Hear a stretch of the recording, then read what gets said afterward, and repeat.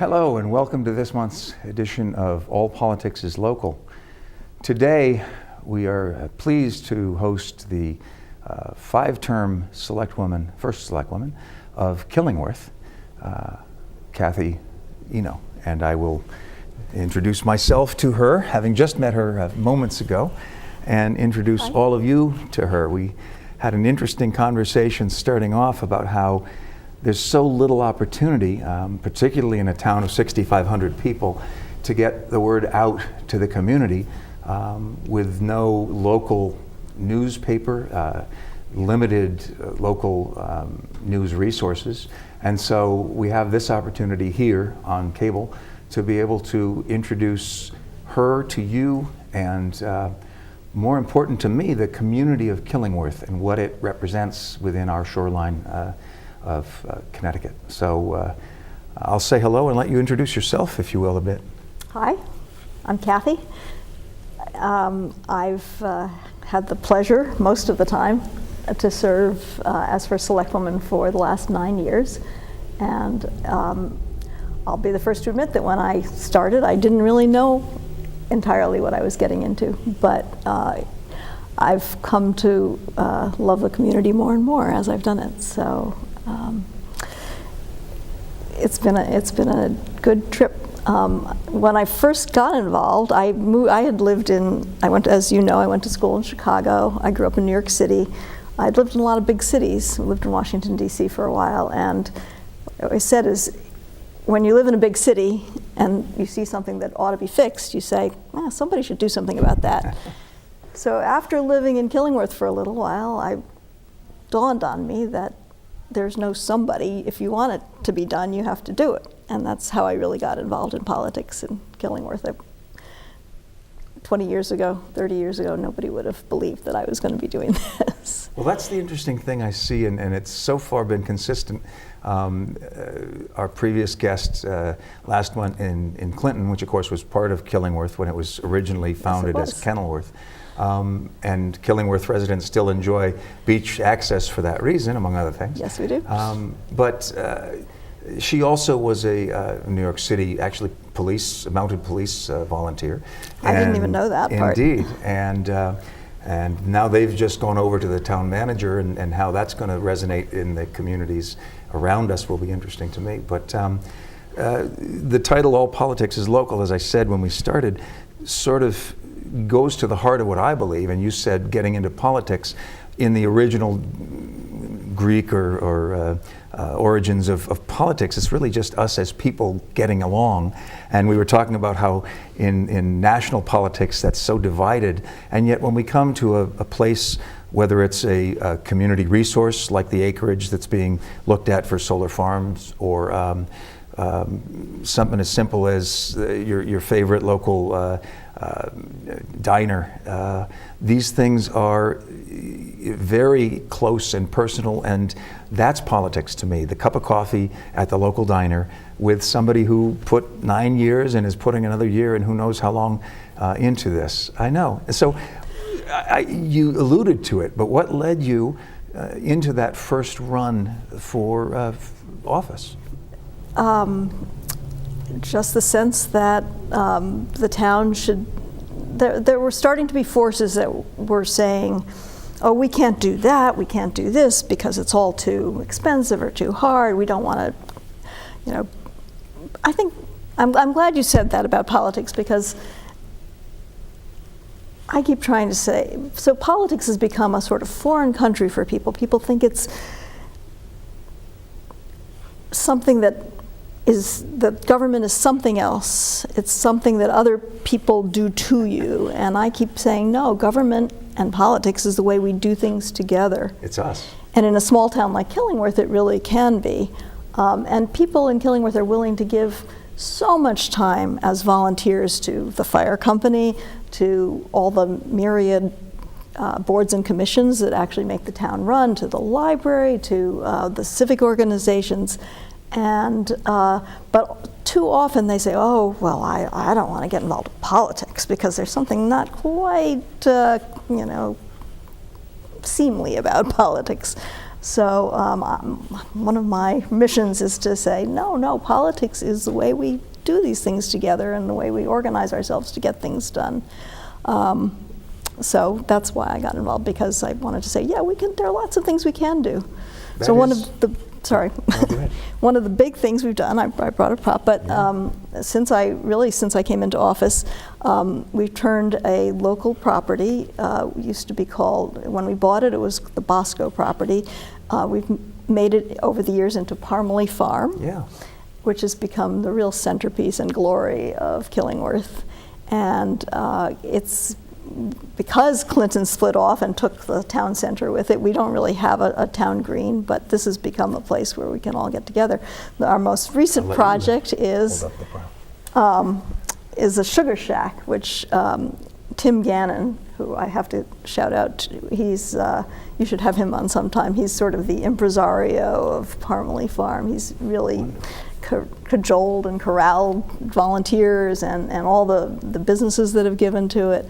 And so the most recent is the Sugar Shack, which is now up and running, and they've just bottled their first 60 bottles of maple syrup. Wow. The Connecticut Agricultural Council is going to be meeting there soon to see a demonstration. The middle school, which is next door to it, is going to come over and learn about it. And people even can bring their sap sometimes and have that boiled into syrup. So it's really been a fantastic project. I love the fact that Killingworth has a sugar shack. We have a cranberry bog, a town cranberry bog. Once a year we have a cranberry picking that the Land Trust runs. And you just acquired 33 acres right on the Hammonasset River? Yeah, our Land Trust is really a fantastic organization, and they've made sure that we have a lot of open space in Killingworth. So and yet you still have alpaca farms and raptor rescue, engagements and beautiful little center there on 81 for folks to get together in the village shops. And and a lavender farm and the mushroom farm.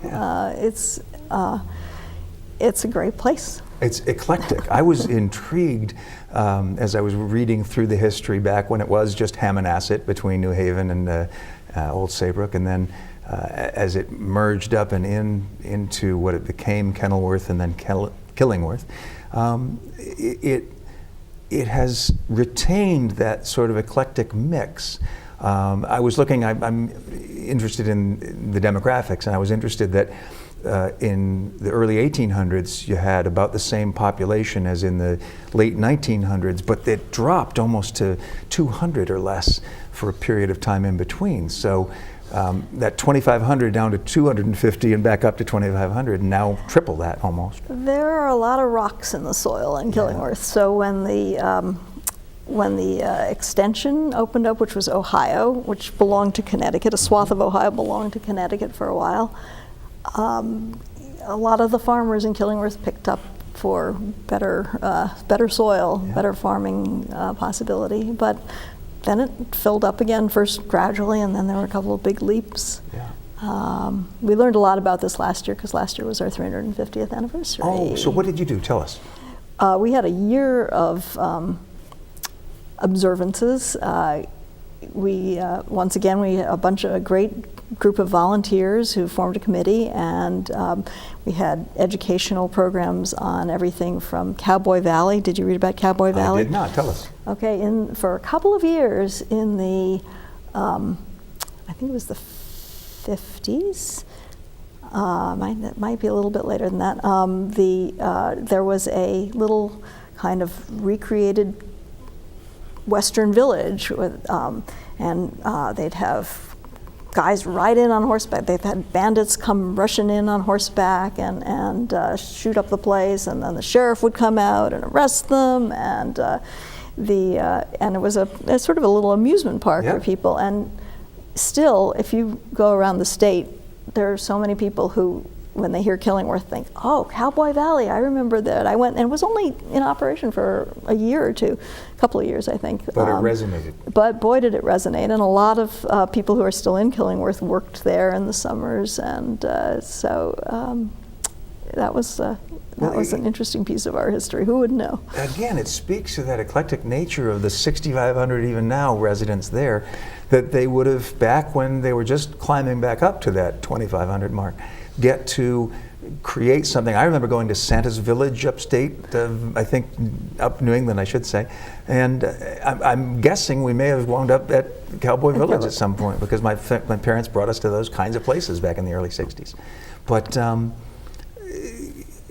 what brought you from New York City and Washington and Chicago, and what got the big city girl into the small town of Killingworth? Well, I lived in New Haven for a long time, and even that's sort of a big city compared to Killingworth.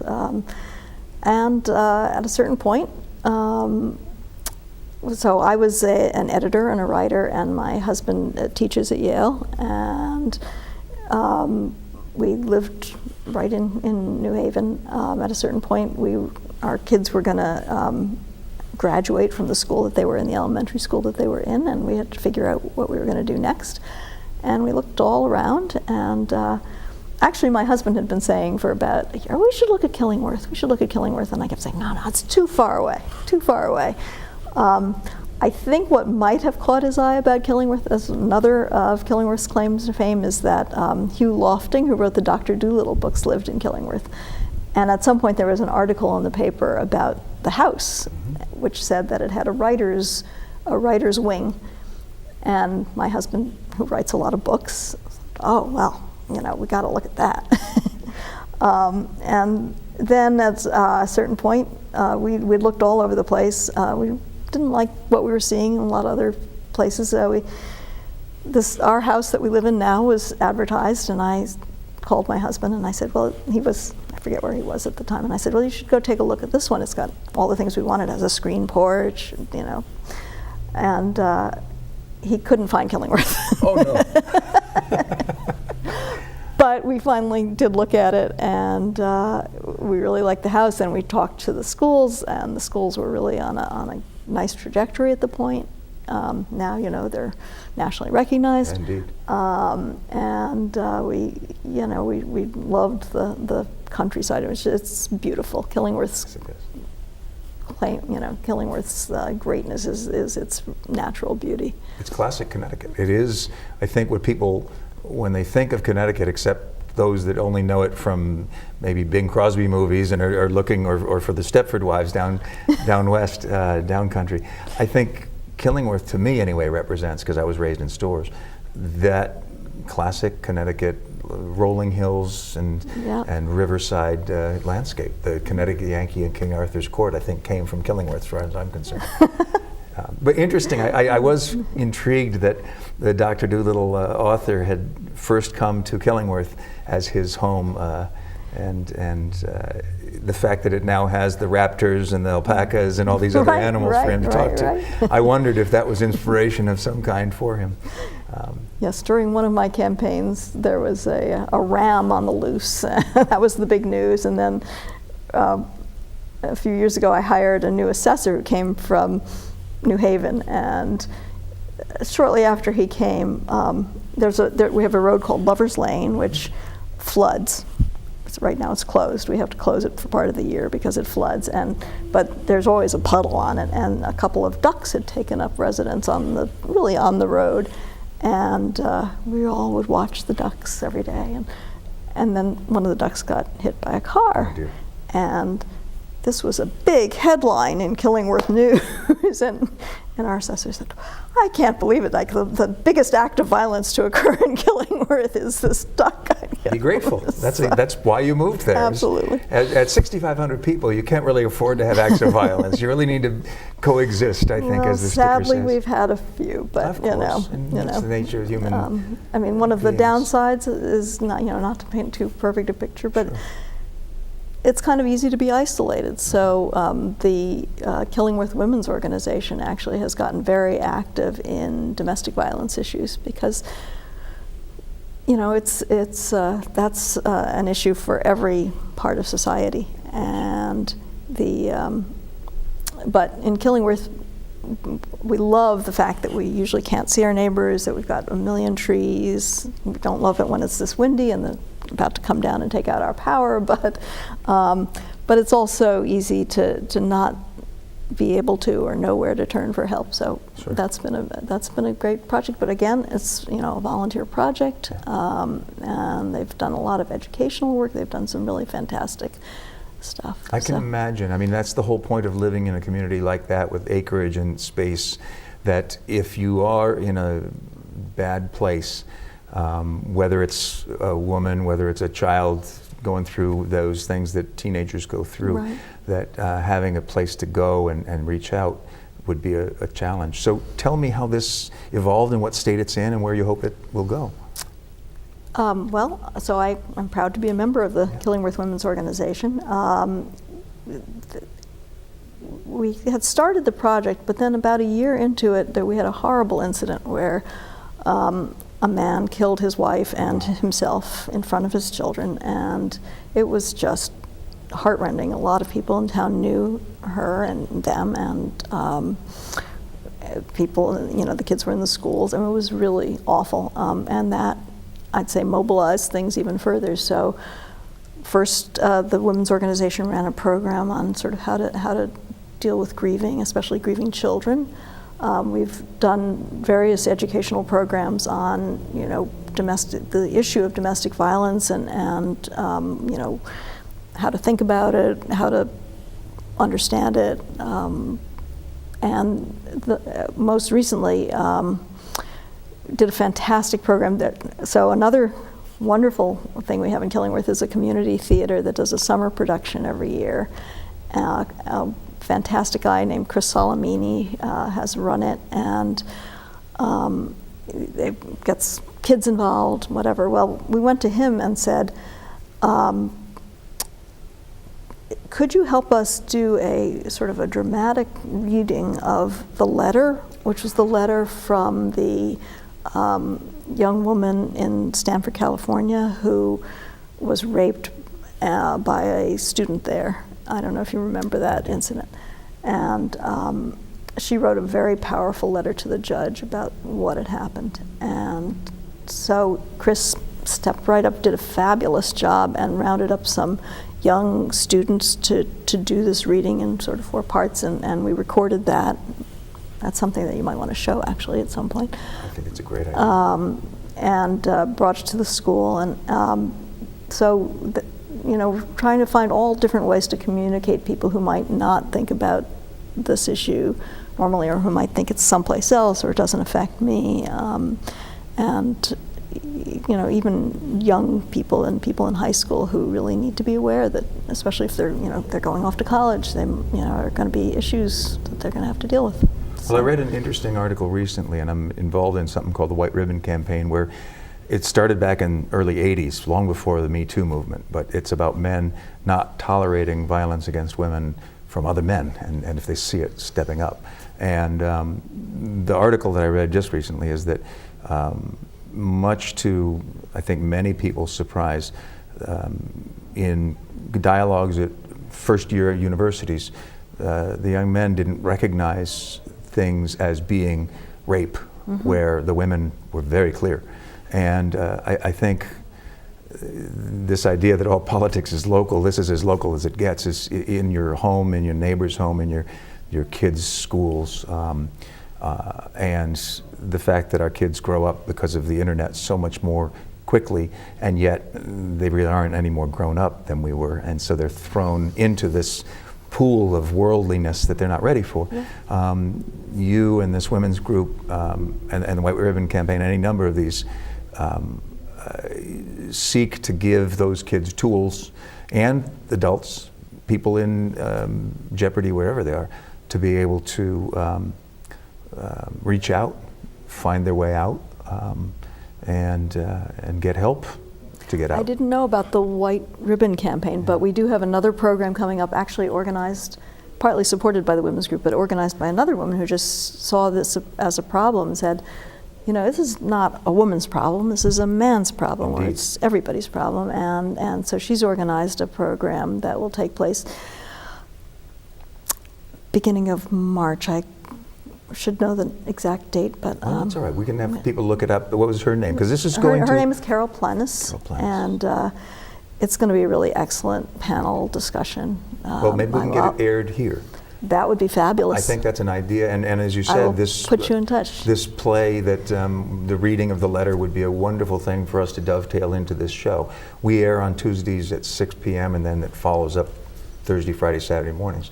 But if we can, and I don't know what the time blocks are available or what there may be limitations because of the nature of copyright with the letter, but if we can air it on local television, I think it's a great idea, because the whole purpose, as we talked about when we began, this is our last opportunity to speak to one another outside of social networks, and Yes. and to really be sort of very local, hyper-local. Probably people watching right now are Killingworth folks.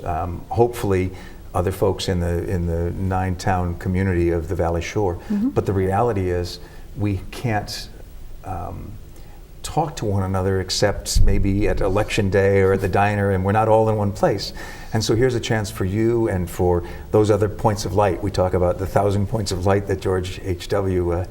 Spoke to, that we really are communities of volunteers. And for whatever you get paid, you're an effective volunteer for the time you put in, and that's true of most folks. That's true. So I think it's most interesting to find the names of those folks, reach out to them. This is going to be airing in March, so hopefully we'll catch that live, and then if not, people can reach out to her, because that's the sort of thing I'm very committed to, is to see that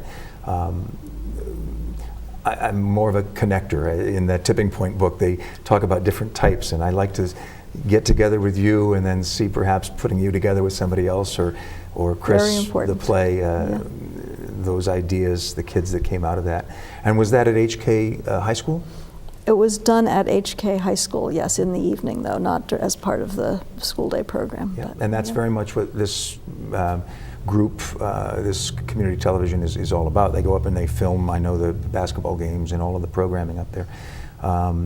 So segueing into that, as the state looks to redistrict schools and realign regionalism, you have a great regional school, and you moved here because of that great regional middle school and award-winning schools. Tell us about that. Well, it's been really interesting to see. It's a great little regional district, but because we already are regionalized, I don't think that there's going to be a push us into another region or to join, although I suppose there could be, because between the two towns is probably 100 square miles. Probably still need to have the same, high school. I mean, couldn't really merge high schools very easily, but it's challenging because the school populations across the state are dropping, and ours has dropped by about 20% just in 10 years, which of course puts a strain on all sorts of things. It leaves us with a lot of excess capacity in the buildings. So right now, about a year ago, the RSD 17 school board approved a plan to restructure. Somebody said, never let a crisis go to waste, right? Is that That's an aphorism, and I think it's true, yeah. So facing this declining population, excess capacity, they looked at the school, the educational program, and they came up with a restructuring that they think will be more educationally beneficial for our students. But it does involve closing one of the two elementary schools currently in Haddam, and that's been very controversial. And traumatic for those people traumatic for the people who are there, change. and the one that would be closed is sort of in the center of Higganum, so it will have an effect on their town.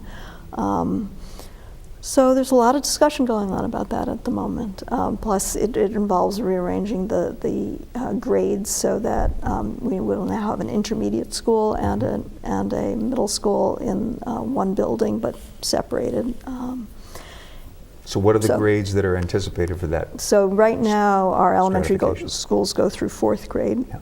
Fourth grade, all the fourth grades would now move, and fourth and fifth, and right now we have a middle school which is 5, 6, 7, 8.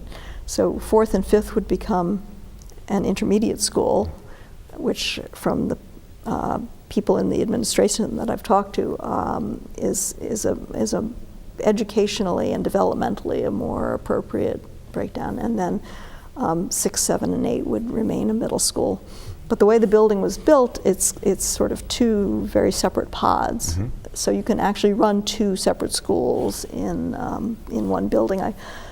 2 separate principals and 2 separate educational plans. Mm-hmm. I know of a number of schools in New York City, for example, where there are multiple schools within one building. Yep. So we have to sort of get beyond thinking of the school and the building as being the same. Yeah. And that is also our newest building, and it's a wonderful facility. It's really great. And that does seem to make a difference in just the sort of spirit that people bring to the whole educational process. Of course, you feel like you're in someplace special and you want to live up to that, rise to that occasion. Now, it's intrigued me because knowing how small your tax bases are, that is to say, commercial tax bases. So obviously you're relying heavily on property tax, and taxes, what we're talking about as you go through your budget season. How are you, and how's the HK Regional 17 district managing? How does that work? Well, because we are a regional school district, there's every year a separate referendum on the school budget, which takes up, I think in both towns, about 80%, 75 to 80% of our total tax dollars. But for years, I mean, our town operating budget is really, really tight. I mean, we just sort of sit there and figure out, can we cut, $1,000 here? Can we cut $500 here? Can we really afford to hire another person in the, one of the departments? And we're constrained in a way by the fact that we know that such a big chunk of tax money is going to have to go to the schools. So for years, the boards of selectmen and the boards of finance in the 2 towns have been meeting with the Board of Ed and saying, we really need you to find ways to limit the growth of the budget, because even though the school population has been going down, the budget has been going up because they have a lot of costs that they can't control, benefits, and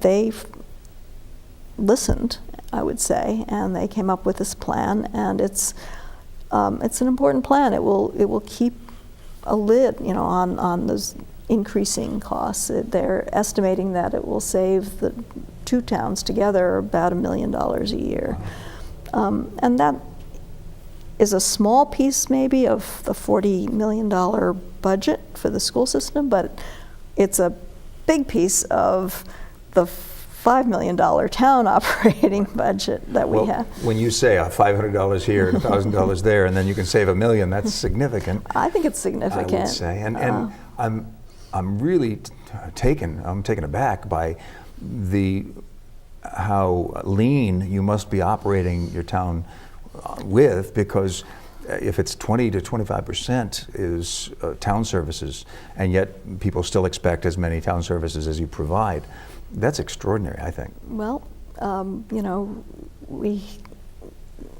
fortunately, we're in the resident state trooper program. I should say the governor and the legislature has for years been pushing regionalization as a way of saving money. Well, we are regionalized as, quite substantially. We have, a regional, we're part of the resident state trooper program, so basically we have a regional police force. We're in a regional dispatch center. We are in a regional probate district. We're in a regional school district, of course. And so one of the fights we've been fighting, that's why it's on my mind, is one of the things the state has been pushing is a regional health district. Well, that sounds good in principle, but if you look at the particulars of the situation, when we've looked at actually regionalizing and joining Westbrook or one of the other regional health districts, it will cost us a lot more, because Killingworth doesn't have a lot of commercial, because we have no sewer, we have no we have no public water supply, basically. We have we have very few food service operations. So our needs are limited. And we have a pretty well-educated population, and so we don't have a lot of the public health needs that you might have otherwise. So I guess my lobbying point is, I think regionalization is vital, but you got to look at the particulars of the situation. Well, the state of Connecticut, I sat on the Moore's commissions for Sharkey's mapping of regionalism, and there were almost 200, actually there were over 200 Brendan separate Sharkey maps. moved to our town. Yes, I do know. And his commissions in this one case, we're looking at over 200 separate maps. Even, for example, the 5 congressional districts don't match the 5 emergency management districts. Oh, nothing matches. It drives you nuts. 8 counties that don't exist except in... Nothing coincides. That's right. And to my little obsession of history, yet the first American map maker, first Native American map maker, was from Killingworth, Abel Buell. Abel Buell, yes. His original map probably would have served us had we kept it, but we subdivided counties even. Middlesex didn't exist. We were part of New London County at that time. And yet, as you said, we seem to, I think, do a very good job of using regionalism, and the fire service is an example. The mutual aid pacts that have gone back to Benjamin Franklin are well known. If you had a major fire somewhere, you'd have probably 12 different companies from the surrounding communities all responding in.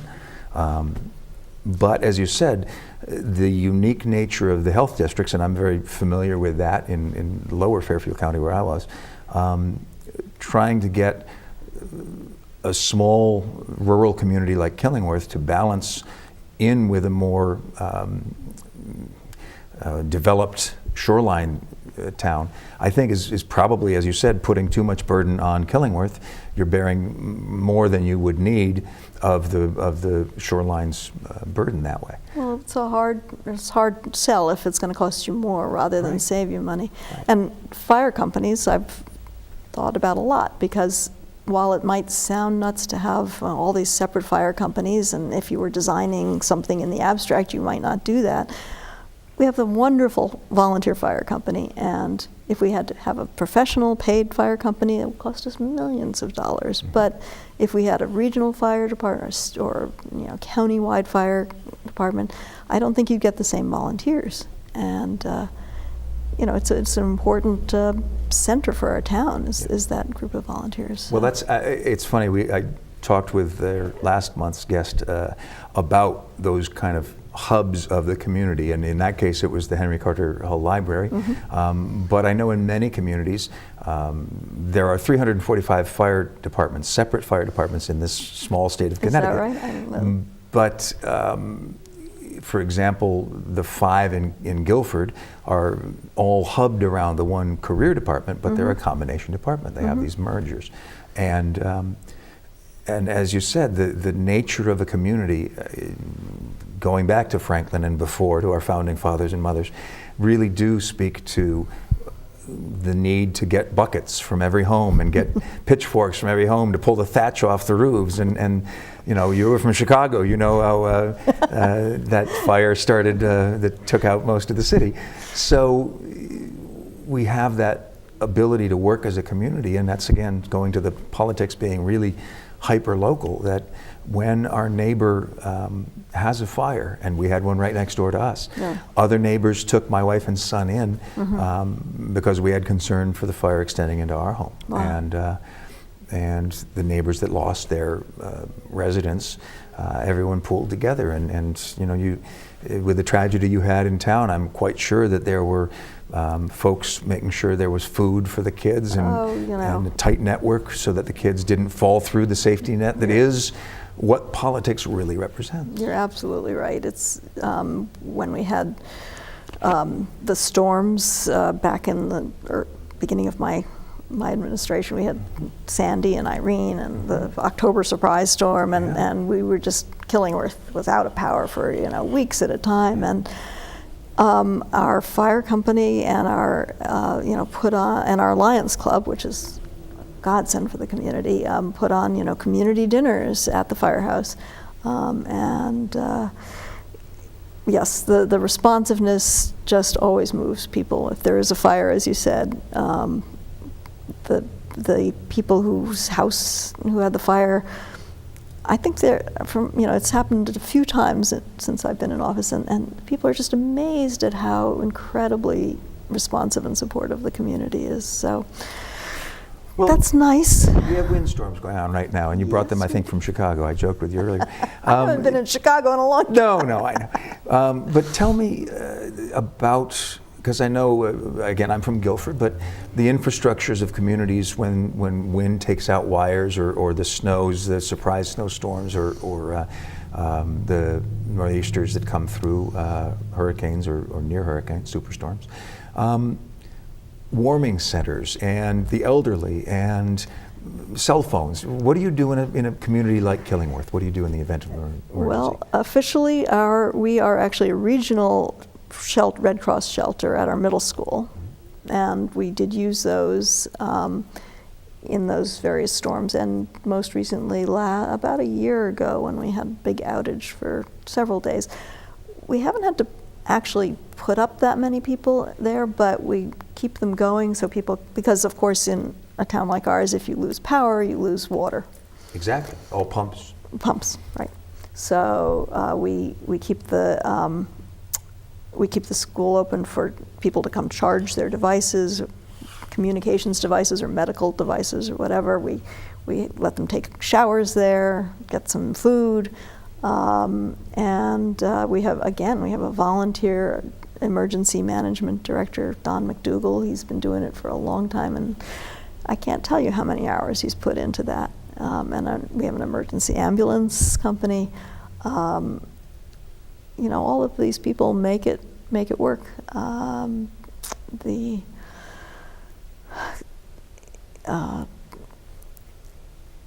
Nobody's going to let their neighbor just, go unattended to. Right. And as my background, I'm very familiar with the kind of hours that the EMTs, the paramedics, the firefighters have to put in to maintain their certifications. They're, the cries of unfunded mandates. Believe me, I sat on standards committees that set some of those mandates, and they're needed to keep people safe. And yet, what do you do with folks that are volunteering their time to be able to put in those hours? You're right, absolutely. They're so invisible to, even if people are aware of the wonderful service that the volunteer fire company or ambulance company provide, they don't see that, every Monday night our fire company's out there training. We built a training building recently where they don't have to go up to Middletown or wherever, just because they're already giving their time and they need to be able to practice. And all the sort of behind the scenes management tasks that go into running a fire company and keeping the equipment, in good shape and up to date and meeting all those reporting regulations and everything else. It's really impressive. And I know you've sat in on those statewide phone calls with the governor and seemingly going on forever as you hear the occasional towns that just want to be heard, make sure that their voice is heard. Well, it's it was scary. The first storm, I think the first one was Irene, right? That was actually the second national disaster of my administration, but it was the first big one where we just lost power for a long time. And that night, first, we lost power, and then the cell phone towers ran out of power. And then the phone. It was we just felt so cut off from the world. And I remember on the next day, we're in the elementary school at that point, and after a certain amount of time, I guess the backup power for the alarm system went down. Mm-hmm. So the alarms went off.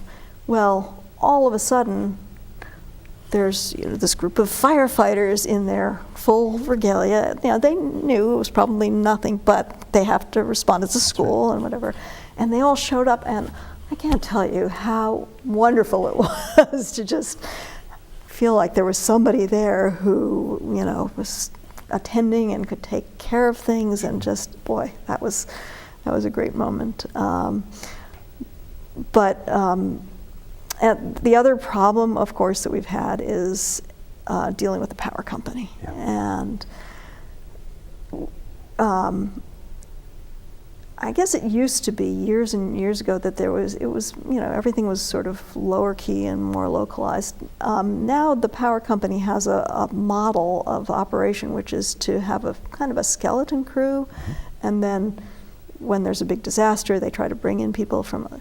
Well, we've had a lot of issues with that, and I actually just filed some testimony about this because Norm Needleman from Essex and the senator down this way. Yeah, he has introduced some legislation to try to say, look, you've got to have a minimum response obligation.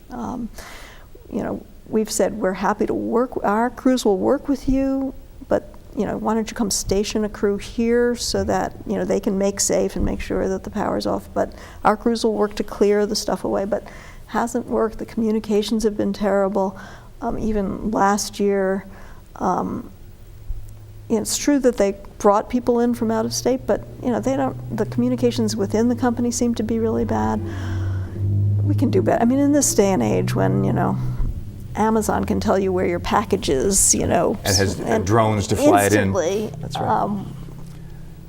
We can do better than that. I completely concur. I actually sat in on various meetings and both during emergencies and then post-incident analyses. And having been in the fire service for 30 years, I saw the change from the smaller, in our case, United Illuminating, over to the larger Eversource. And as they downsized their middle management, they kept all of their top people in place, and the ground folks that had to go out and respond, the numbers remained the same. But the people that were embedded into emergency centers, operation centers, got stripped out. And so I know our first selectman down our way was very adamant, outspoken, and so were our senators and representatives, that there was a need. In fact, we had Craig Fugate, who was the head of FEMA in our hometown, because we were kind of ground zero for one of those storms.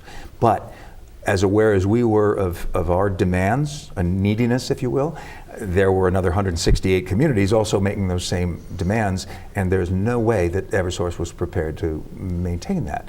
So I know that the kind of testimony you're giving and the kind of legislation that Senator Needleman's bringing up is well past time, because in those emergencies, having sat in the EOC, when towns residents and elected officials who are expected to be able to be responsive to their electorate and can't because the resources simply aren't there, and their emergency responders, as good as you may feel when they come in the door, have the exact same limitations, because we have the same make-safe issue. We can't deal with wires on a car when the wires are electrified. And so, and for the people that aren't aware of it, the make-safe issue is that you have to render the electricity dead in order to then rewire or go in and protect people in jeopardy. And so it's great that they're sending out these task forces and these teams of combination public works, emergency service, and private sector. But they also need a much more robust communication system, so that as you're sitting there and your residents, whether it's 25,000 where I was or 6,500 where you are, expect to be able to know. When you can go on a map and see how many residents right now are out of power, you should also be able to identify. You can know if your own home is out of power. Why can't they identify where the problems are? Well, I don't know what happened last fall, but people were getting phone calls saying power will be restored in an hour, power will be restored, or power will be restored by 5:10. Then that message came through at 6 o'clock. It's like something didn't work, and and the utilities are our lifeblood. I mean, especially in a community, as you said, where the water, I'm sure there are generators, but the generator may be enough to keep your refrigerator from losing power and your food from being spoiled, but it may not be able to maintain your pump and your well. And so, in general, we just have to look to some of the newer technologies, which might seem almost the opposite of our, very traditional beautiful, our colonial architecture and our beautiful sort of rural setting. But I think, in a funny way, what's going to keep the rural towns like ours going is some of the new technology, so that now, for example, you can telecommute, or you can have a home-based business, because we do have good internet service most of the time, and you can you can order anything you want, and it'll be delivered in 2 days, and so maybe there's some ways in which some of that new technology will allow Killingworth to continue as the kind of community that it is now, without the density and without the, at the same time, it's not the kind of place where you can walk to the store to buy food, but maybe you won't have to drive everywhere. Right. Right. Well, we can't even imagine. I always laugh when somebody pulls a cell phone out and you realize that the technology that your son is playing Pokemon with is 100 times what they had to go to the moon and back. Yeah, and your stupid watch. In your iWatch, right? Yeah. It's inconceivable to us where we're going to be 10 years from now, which should be a good thing, should be exciting, because I think much as we think of living in Killingworth as sort of lending itself to the Luddite, staying away from technology, the reality is, if all of those church spires have cell towers hidden within them, then you're offsetting taxes and you're offsetting a lot of other elements in the community, and ensuring that your internet service is robust, and you can write Dr. Doolittle from upstate Connecticut. Exactly. And that's a good thing. One of the big expenses for a district like ours is school transportation. Well, we're still delivering school transportation the way they did in 1950, and it doesn't make sense anymore. We're running, buses on every route every day for every possible kid who might take it that day. The buses are running; a lot of them are pretty empty. It makes no sense. We got to be able to find the technology to come up with a way to both save money and improve service on, And that may be more than a technology issue. That may be a societal issue.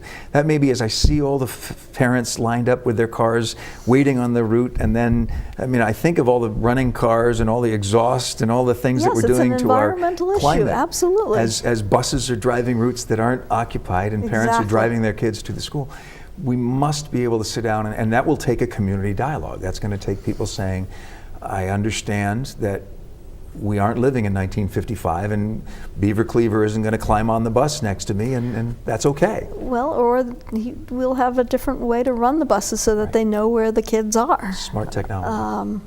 I think it'll take a community dialogue, and if Bill Gates is listening, I think it'll take a big grant from somebody to develop the technology to do this, but it's obviously applicable across the country. So so that's a volunteer offer to Bill Gates to go ahead, Bill, reach out, Melinda, reach out to Killingworth. You have a willing sponsor of a brilliant idea to get kids to schools in a more efficient way.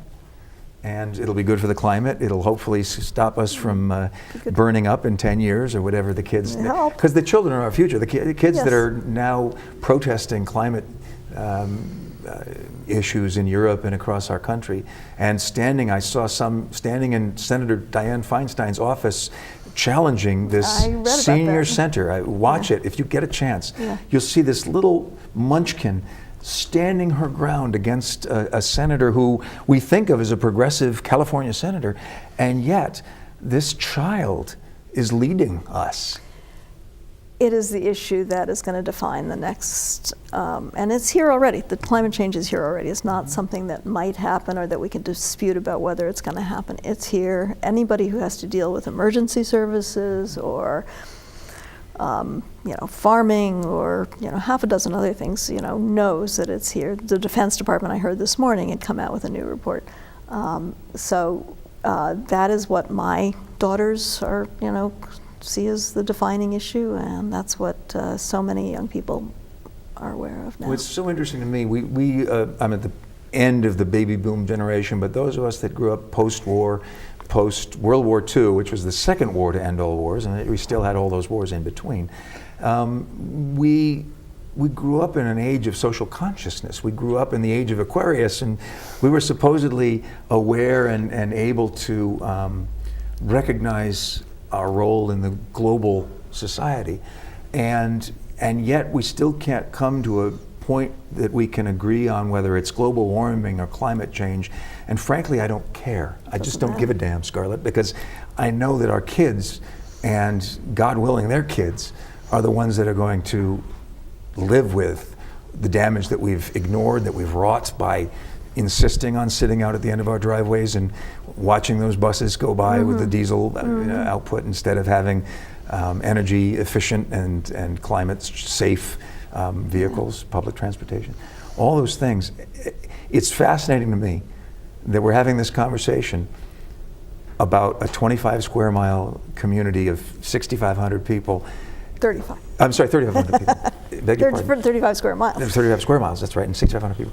In a discussion that is as critical, if not more so, in Los Angeles and public transportation issues that have been ignored there for 100 years, or Chicago or New York or Washington.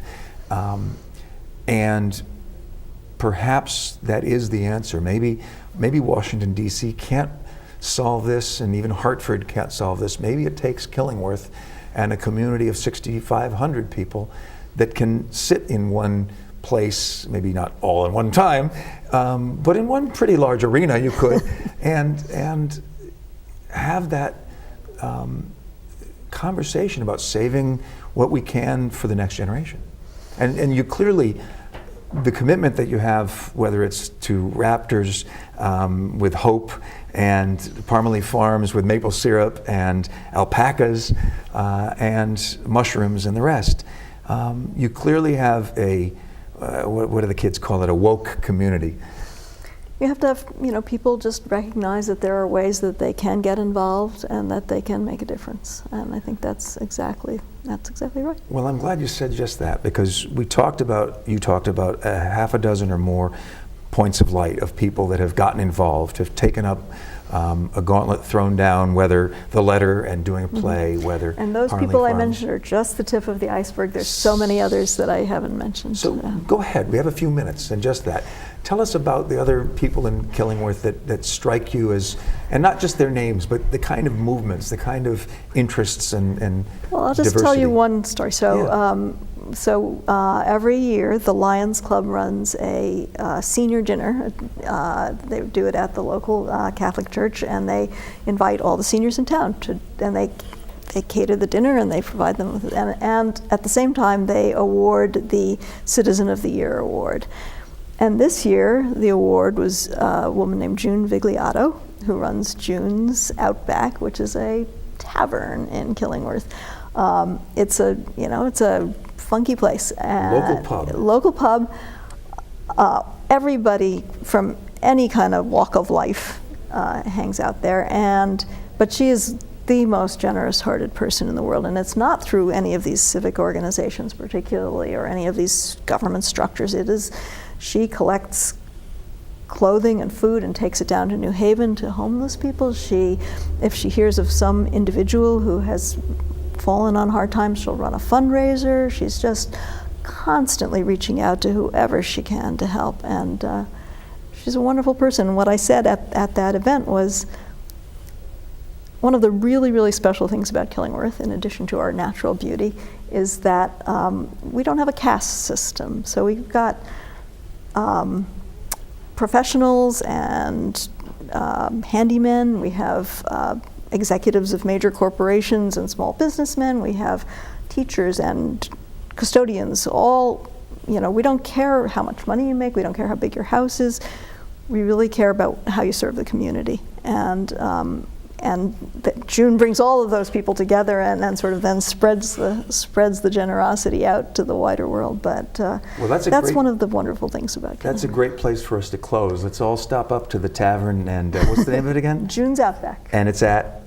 It's on Route 80, sort of behind Route 81 at the Killingworth Village.